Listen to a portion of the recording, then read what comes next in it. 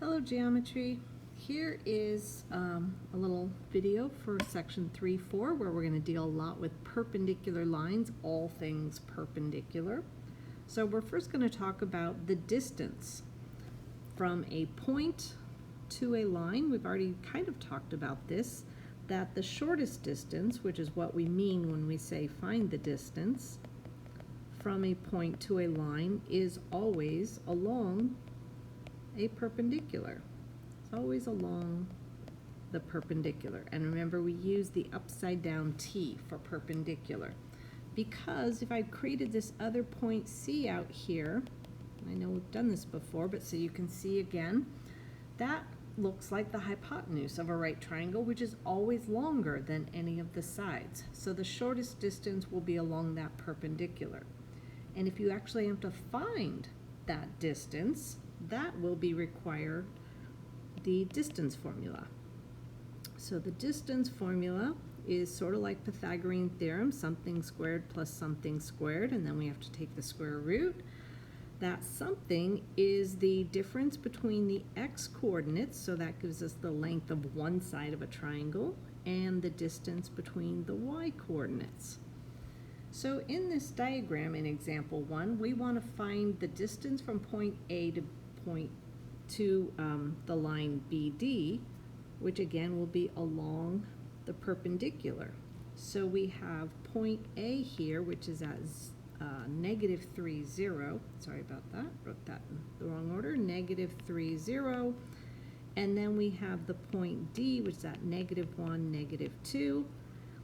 And so we put those coordinates into our distance formula. I always like to put down my template first and then fill in my information.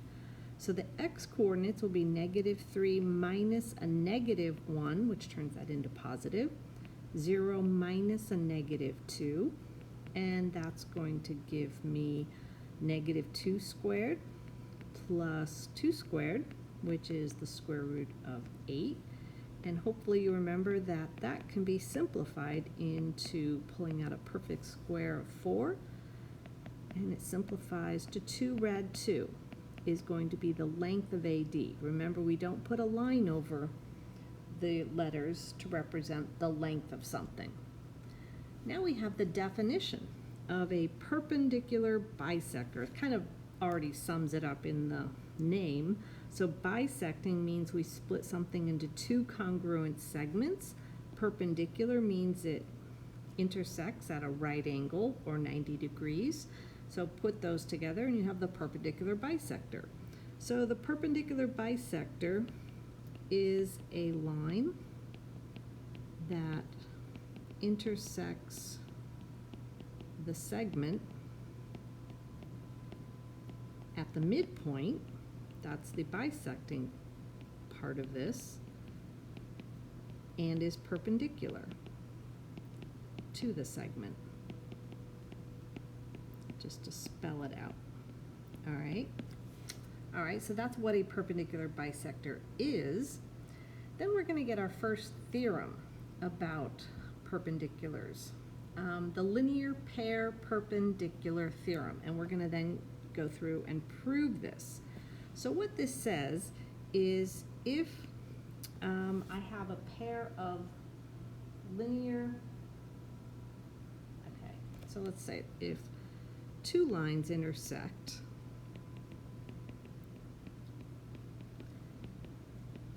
to create a linear pair of congruent angles.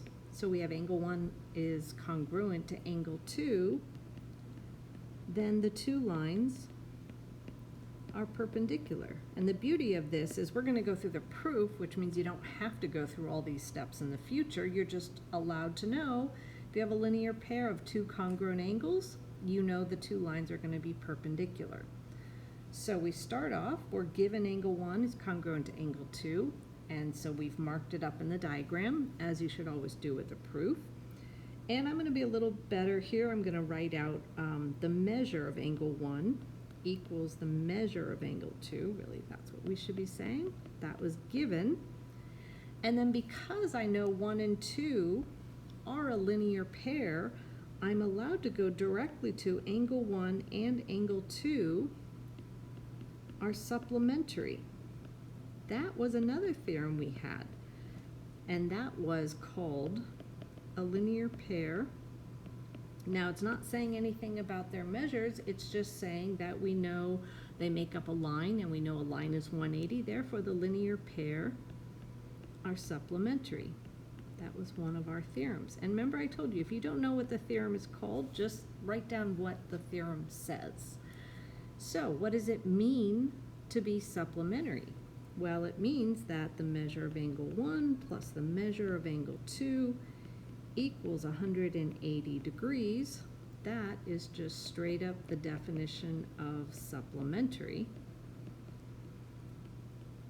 And so since now I know that angle 1 equals angle 2, I can substitute one for the other. The way I'm going to do this is I have 2 times angle 1 equals 180. So what I did was substitute. You could have said angle 1 plus angle 1 equals 180. It's the same thing. So this was substitution. And now what I'm really after is showing that those lines are going to be perpendicular. So what I'm going to do is I'm going to divide both sides so that I get angle 1 equals 90 degrees. That's your division property of equality, which we are abbreviating dp equals. And now that I have the lines intersecting at a 90-degree angle, my last step will be that G is perpendicular to H, because that is the definition of perpendicular lines. They intersect at 90-degree angles or at a right angle. Either way, it'll work. Sorry, I didn't give you quite enough lines in that proof. All right, so now we're going to go on to our next theorem that we aren't going to prove right away.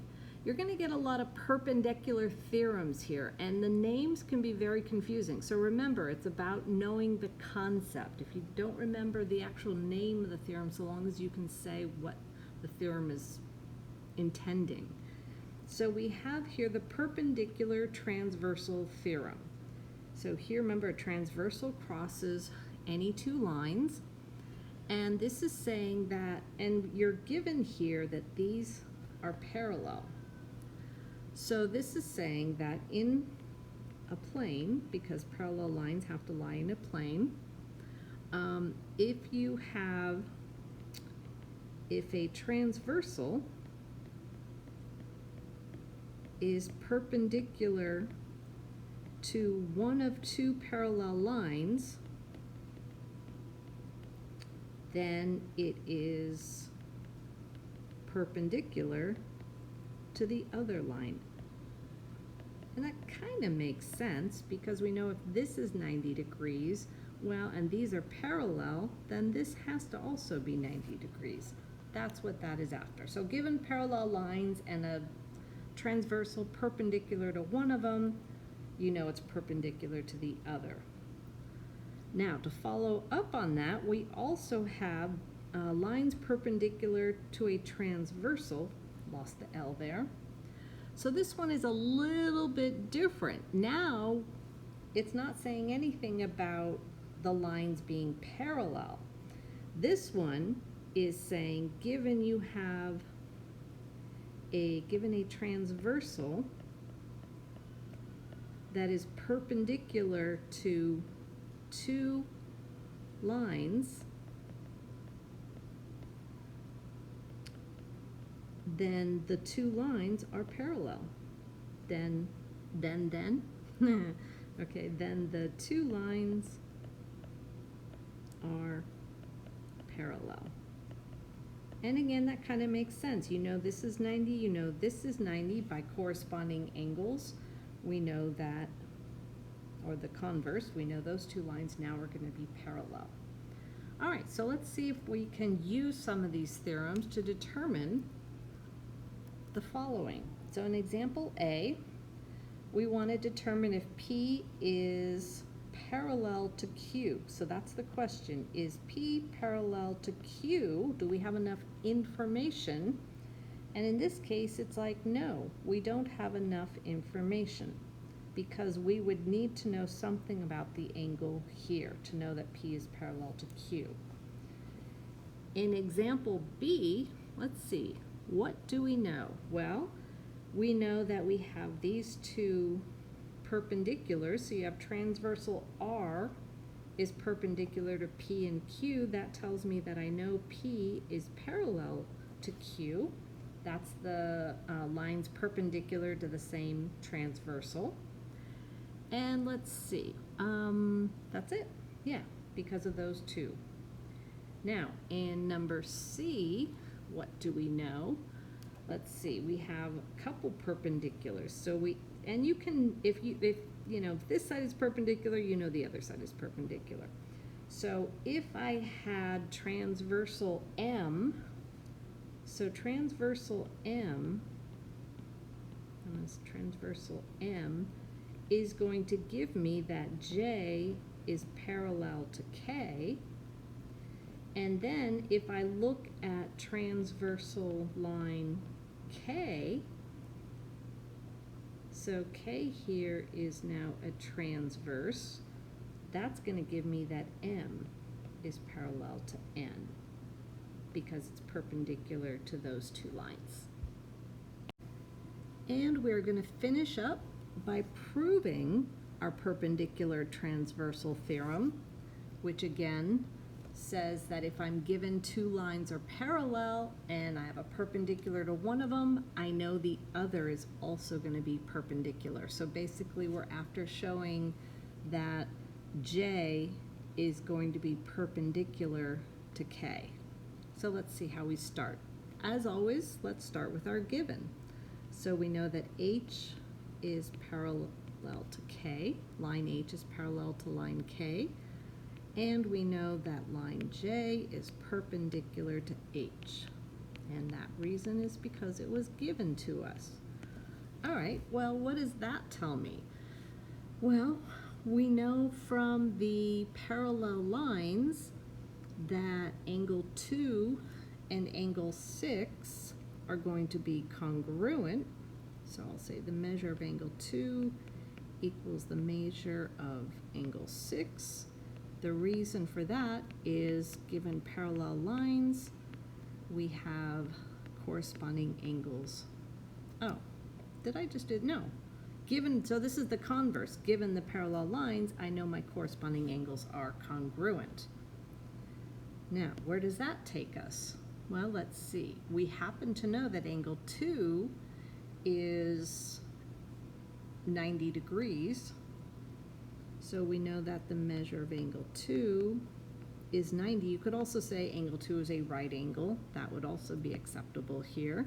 Why do we know that? Because that's the definition of perpendicular lines. We were given J is perpendicular to H.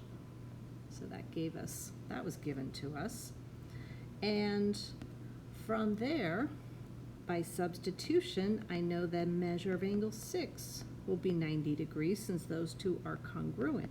That is just straight up substitution. Now that I know that angle 6 is 90 degrees, that means that J is intersecting K at a right angle, so I know that J is perpendicular to K.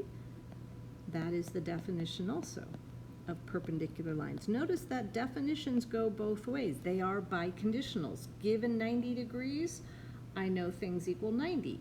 Given something is 90, I know they intersect perpendicularly. Okay?